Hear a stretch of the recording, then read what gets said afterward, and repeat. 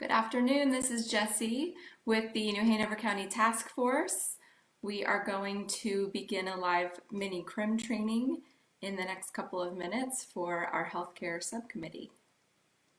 All right, got confirmation that you can hear me and see me, so that is wonderful. It's always a good sign when technology is working for us. Hopefully everybody's had a good day so far and got a chance to get outside. It's beautiful and we're so lucky to have this weather that we've had.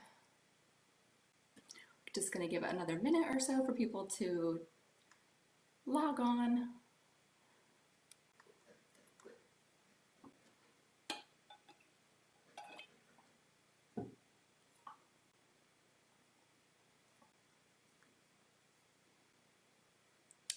All right, so we will get started. This live will be saved on our group's Facebook page, so anybody and everyone can view it later or share it. I just wanted to start out by introducing myself to everyone watching. My name is Jessie Hardin, and I work with Carolina Complete Health Network. We are the provider-led plan that was chosen for Medicaid transformation. And something that's so important to us is advocating for our providers. And so today, with the help of the New Hanover County Resiliency Task Force, we're hoping to advocate for resiliency and for wellness in our provider community. I've been a CRM trainer since November of 2018 and have been a part of the task force since about that time as well. And all week, the task force has been doing these mini CRM trainings with our various CRM trainers on this Facebook page, and our goal is really to bring a sense of connection to all of those who are able to view it. So today I have the honor of doing this CRM training for our healthcare subcommittee, and I just wanted to start out by giving such gratitude to all of our providers right now. You are working so incredibly hard during such a time of stress, and just know that you are appreciated, and we definitely couldn't do this without you. And so I think that we all feel that this training is just even the tiniest bit helpful for you and really anybody working in healthcare right now. So with that, let's get started with the resiliency pause. And so I wanted to right out the gate show you a few examples of how you can bring about a sense of resiliency.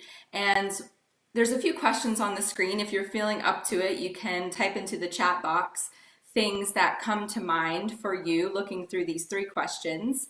And hopefully what this does is bring you back to more of a balanced state of mind. It is so easy right now to be so distracted and caught up in the stress of the news and the headlines and what you're dealing with at work.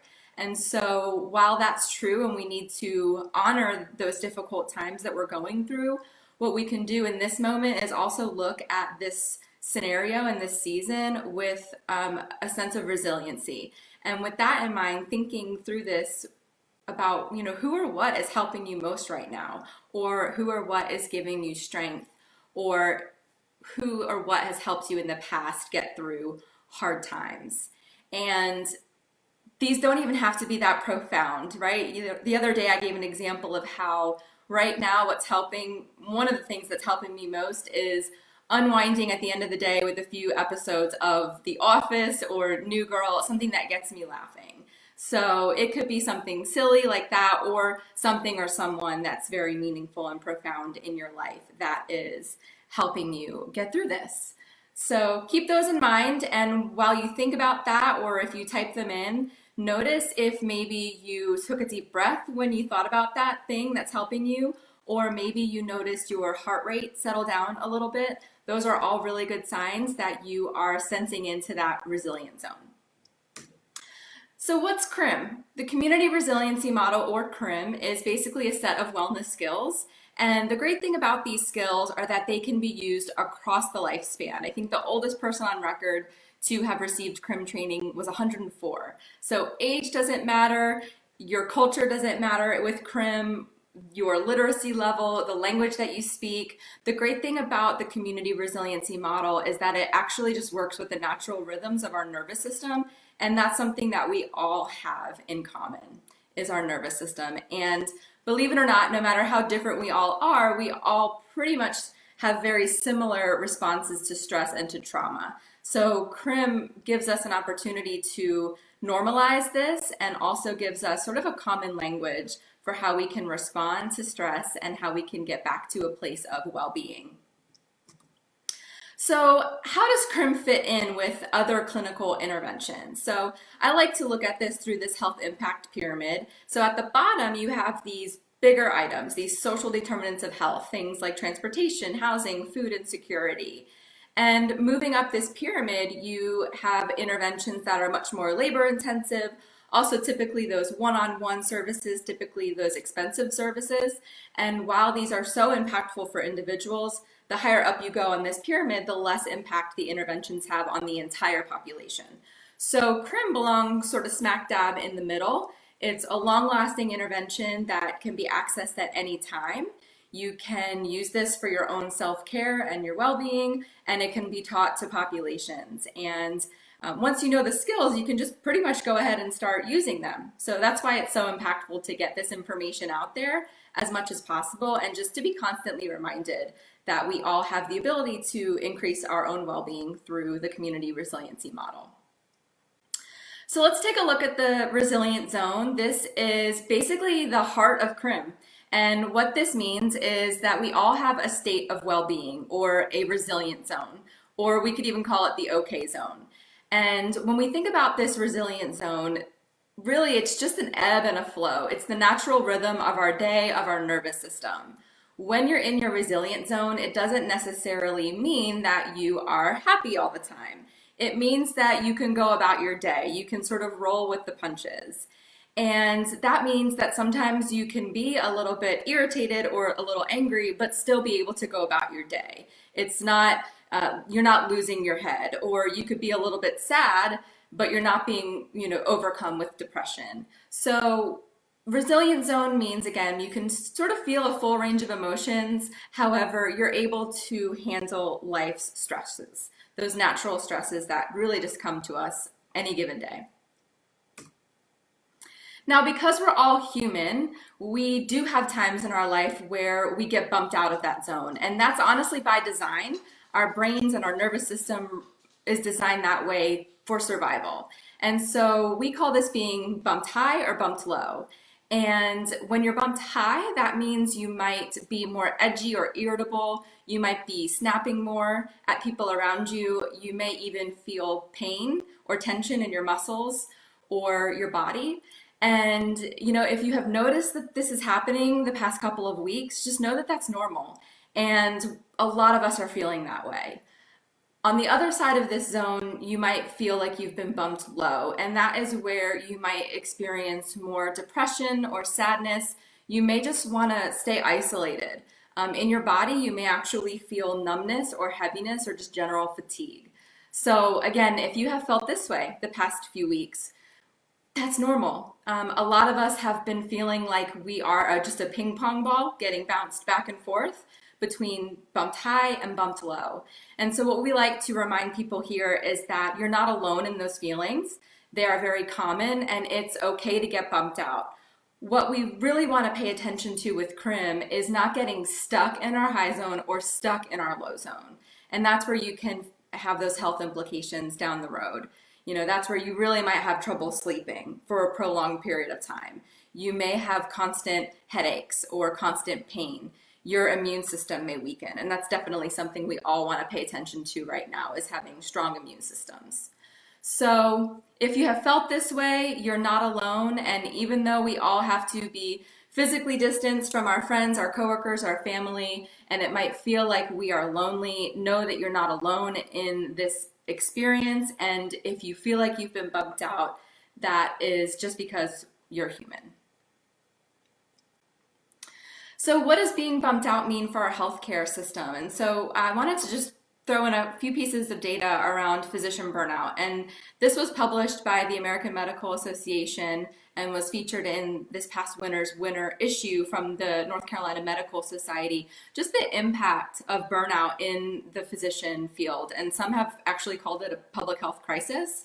And so just some data here, but really now more than ever, and really always, we need to be compassionate to our healthcare providers and that they are working in very high stress situations and constantly caring for others. And so if we are navigating a stressful situation and we're stuck in our high or stuck in our low zone, that could contribute to burnout with our physicians. So I just wanted to raise a little bit of awareness about that as we are doing this for the healthcare subcommittee tonight. So knowing this, Emory University actually just published a really neat study about doing half-day or 3-hour CRM trainings with their nursing staff. And at baseline, these nurses reported poor well-being, low resiliency, possible PTSD, and symptoms of burnout and compassion fatigue. So a year after they received a 3-hour CRM training, nurses actually reported improved well-being, reduced symptoms of secondary traumatic stress, and overall improved resiliency. So that is here to say that there is so much hope, and that if you're feeling burned out or if you're feeling like you're in your high or low zone, that CRM has now been shown through research to ameliorate those effects of stress and adversity. So there is hope.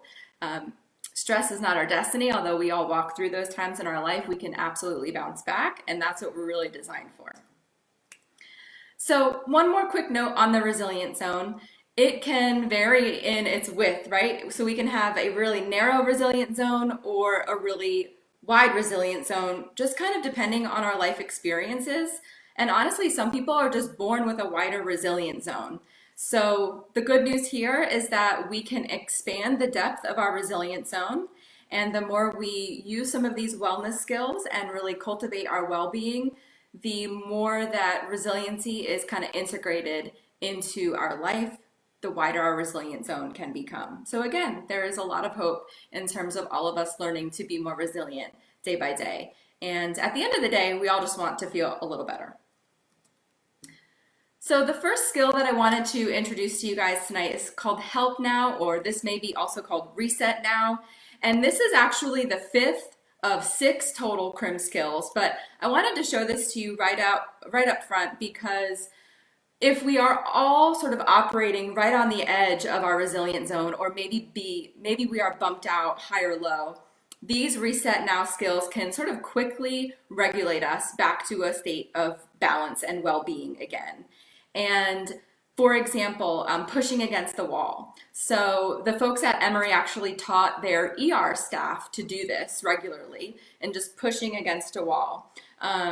You could do that with both hands, one hand, you could even just press your back against the wall. It's just something that helps regulate our nervous system. As you guys probably well know, when we're stressed, we have all these stress hormones that are released into our bloodstream, and sometimes just a quick exertion of some physical activity helps get that stress out of our bloodstream. It also just kind of distracts our nervous system to focus on other senses in our body. So some of these include looking around and spotting things that are different colors, or listening for sounds, going outside and just feeling the temperature difference. So just calling on our other senses will help us feel more calm and in control in the present moment. So as you go about the rest of your evening or the rest of your week, maybe consider these skills as your quick, EpiPen of CRM to help you get a quick reset to your nervous system. The next skill that I wanted to introduce to you is called tracking. And basically what tracking is reading the nervous system. So that's just paying attention to different sensations in our bodies. For instance, if I am really happy and excited about something, I may notice my heart racing. And that might feel really pleasant because I'm happy or I'm excited about something. Now, on the flip side, I could also be having a racing heart if I'm nervous or upset, and that would probably be unpleasant. So it's always important to not only read the nervous system, but pay attention to sensations that are pleasant or neutral. That's something that's going to help widen our zone for us. So again, tracking, reading the nervous system, it's kind of like our body's GPS. And what we want to do is just really keep trying to focus our attention on those nervous system sensations that are pleasant or neutral. So if you're watching this, I wanted to invite you to do a quick tracking activity just to give you kind of a sense of what we mean when we talk about sensations. So if you're following along and if you want to participate, just start by rubbing your hands together. And you can go faster and faster. And then when you separate your hands, what do you notice? Feel free to type some comments in the chat box if you notice anything. For me, I definitely noticed a tingling sensation in my hands. When I separated my hands, I took a deeper breath and I noticed a lot of warmth when my hands were rubbing together, and then obviously they're cooling down now that I've got them separated. So things like temperature change, muscle sensations, noticing your breath, those are all types of tracking sensations, tracking language. That tingling that we felt, that's tracking. So I like to do that as we introduce tracking, just to give you more of an idea of what we mean. I really like this slide because it was self-reported data. And so what these folks did was they basically colored in where they felt certain physical sensations according to different emotions. And so where the coloring is more blue, they identified more of a numbness or coolness. And then where they colored yellow or red, they felt increased sensation. So notice like happiness right there in the top middle, kind of the whole body is lit up with warmth, and depression is on the bottom, a third one in, and notice more of a numbness or cool sensation all over the body. And you know, some of these actually look pretty similar. So for instance, pride looks kind of similar to anger. And so in both emotions, people are identifying increased physical sensations in their chest, shoulders, and head area. So then we would again ask, okay, is that pleasant, unpleasant, or neutral? And then we would again chase those resiliency sensations and just pay attention to anything neutral and pleasant. All right, so as we move into our next skill, I wanted you to just take a second and look at this picture. When I look at this picture, I immediately take a deeper breath. I kind of feel that warmth of the scarf around that girl. The dog, the coffee, all of this is just really speaking to me and just screams relaxation. And so one of the best ways to learn how to read your nervous system is through a resource. And that's the second skill I wanted to introduce to you today. And basically a resource is anything that you can think of that brings you a sense of peace or calm or strength in the moment. And it can be something real or imagined. So it could be a pet, a loved one, a place that you have visited. It could be a cup of coffee, a favorite TV show of yours.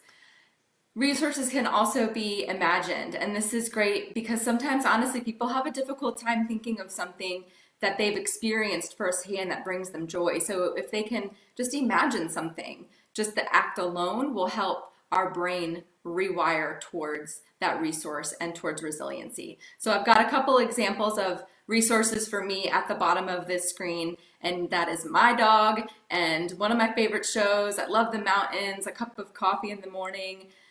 All of these could potentially be resources for me in a given moment where I feel stressed. So think about what your own resource might be, and if you're feeling up to it, you're welcome to type that into the chat box as well.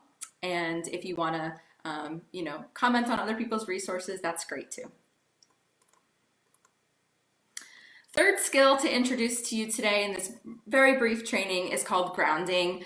Many times people have heard of grounding before, and all this is just making direct contact with a supportive surface. And this is all about gravitational security. People have reported that when they are bumped out of their zone, in particular bumped high, they kind of feel like a floating sensation, or they just feel out of their own body. So grounding helps bring us back down to earth and helps us feel that gravitational security, and that brings us back to the present moment. And that's what resiliency kind of is all about, is feeling more calm and in control in the present moment, not being worried about the past or the future. So here's some examples of grounding. You can kind of do this anywhere with anything. You can be sitting, standing, laying down, even supported by water. And it could even just be your hand. So, if you're in healthcare right now and you're experiencing high stress, fast paced job environment, you may just want to practice grounding by noticing your feet on the floor or noticing your hands on the desk or on the wall before you might interact with a patient or client. And then tracking with that nervous system. You can do this even just for a few seconds, and it may just help you feel more calm and in control in that moment.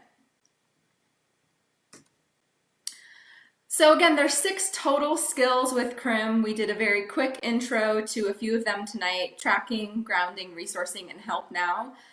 We call these the basic 3 plus help now as an extra because they have been shown to really help people in the short term. And again, these are skills that once you know them, you can just use them and keep on using them and sharing them with others. If you do want to learn about other CRM skills, you can access the iChill app. It's free, it's available on smartphones. You can also visit the website and you can access all of the other skills here and see some images of the resilient zone that we looked at today. Also wanted to point out that the Help Now button is intentionally separated from the rest so that it's very easy to find and locate when you need a quick fix and a quick reset to your nervous system. And then finally, as we close, I wanted to remind everyone that resiliency is where we are most hardwired to respond in the face of trauma and adversity. And so even though our community right now is going through a collective trauma, what we can also notice during this time are things like strength and courage or gratitude. And we call this post-traumatic growth. And so we have really been paying attention to examples of this in our community this week, or at least really trying to, because there is another side to the story, and that could be strength. And for me, going through this, I try to focus a lot on gratitude, being so grateful for technology that can still give us a sense of connection, and so grateful to the Resiliency Task Force for organizing these trainings this week to bring these skills to more people. So that is the end of our training today for the Resilient Task Force and the Healthcare Subcommittee. And so I just wanted to take a quick glance at our chat box. Jay has been doing an awesome job monitoring that and talking to you guys. So I will close it here and remind you that all of the videos from all of our great trainers this week are going to just be saved on this Facebook page. So feel free to come back and look at them or share them with anyone that you think it would be helpful for. And I hope you all have a really great rest of your week. And thanks again for coming.